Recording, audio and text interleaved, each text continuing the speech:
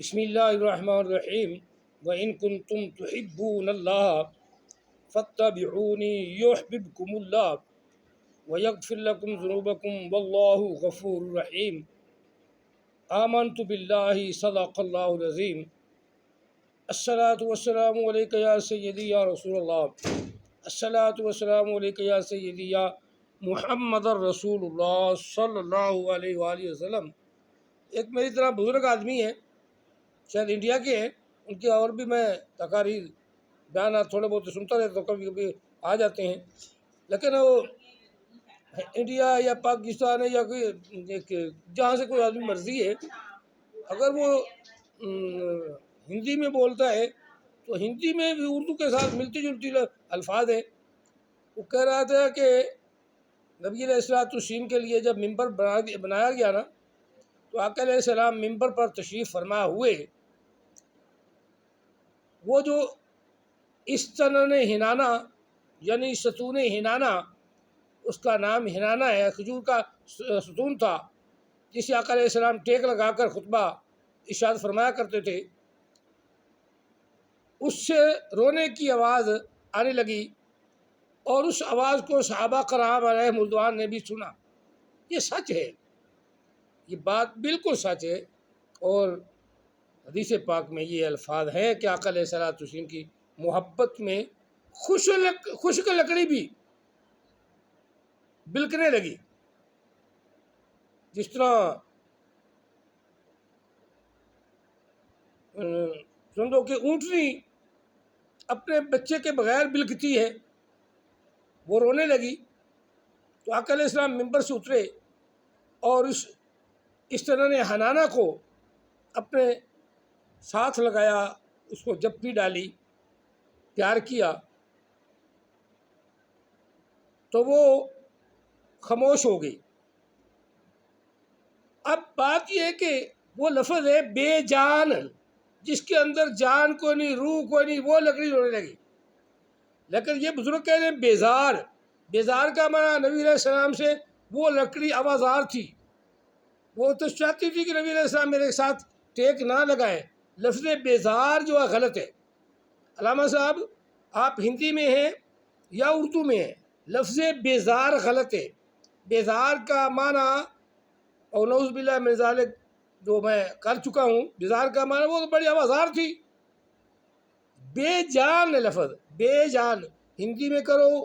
یا اردو میں کرو، لفظ صحیح بولو، چھوڑو تم اگر خواہ مخواہ جیم کو زے سے تبدیل کر دیتے ہو، جس کا معنی ہی غلط ہو جاتا ہے۔ انڈیا والے اکثر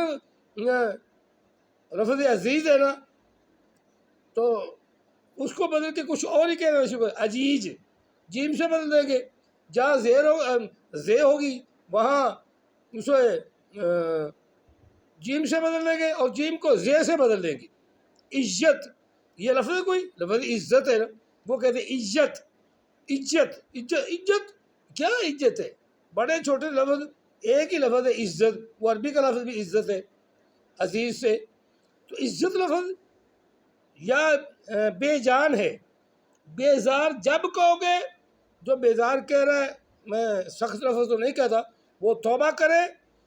وہ اس طرح حنا بیزار نہیں تھا بلکہ بے جان تھا، اس میں جان نہیں، بیزار نہیں تھا، بے جان تھا، مردہ تھا، مرا ہوا سوکھی لکڑی، یعنی ہری ہے نا، نبی علیہ السلام نے فرمایا کہ ہری لکڑی ذکر کرتی ہے، جب وہ سوکھ جاتی ہے، بے جان ہو جاتی ہے، ذکر کم کرتی، گھٹ کر جاتی ہے، وہ بے جان لکڑی، بے جان لکڑی نبی علیہ السلام سے محبت کرنے لگی۔ آقا علیہ السلام نے اس کو پیار کیا، وہ خاموش ہو گئی، اور نبی علیہ السلام نے اس کو دفن کرنے کا حکم دیا، اور اسی مسجد میں، مسجد نبوی میں ہی اسے دفن کر دیا گیا، جنت البقیع کی جگہ پہ۔ تو آقا علیہ السلام کی یہ محبت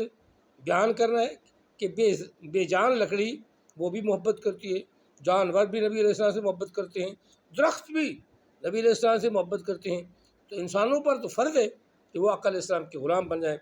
اگر رب تعالیٰ نے یہ فرمایا ان کنتم تحبون اللہ فاتبعونی یحببکم اللہ، اگر تم اللہ سے محبت کرنا چاہتے ہو، تمہارا یہ دعویٰ ہے کہ ہم اللہ سے محبت کرتے ہیں، تو نبی علیہ السلام نے فرمایا فتبعونی، مجھے تو فالو کرو اور مجھے تو دیکھو، میرے پاس آؤ، کلمہ لا الہ الا اللہ پہلے اللہ ہی ہے، لا الہ الا اللہ پہلے اللہ ہی ہے، آگے کیا ہے محمد الرسول اللہ. تو جو چیز موجود ہے پہلے اس کو تو دیکھو وہ کیا کرتا ہے. جب اس کو فالو کر لو گے، اللہ نے فرمایا ان کنتم تحبون اللہ فاتبعونی یحببکم اللہ. جب نبی علیہ السلام کو فالو کر گئے، نبی علیہ السلام نے خود مجھے فالو کرو، میری بات مانو، میرے پیچھے چلو، یحببکم اللہ، پھر اللہ تم سے محبت کرے گا، تمہارا دعویٰ ہی غلط ہو جائے گا. یعنی اللہ نبی علیہ السلام کی محبت، نبی علیہ السلام کی اتباع، نبی علیہ السلام سے پیار اور نبی علیہ السلام کی فرما برداری کرنے پہ اللہ کہتا ہے میں تم سے محبت کرتا ہوں. اللہ تعالی ہم سب کو محبت رسول عطا فرمائے. آمین.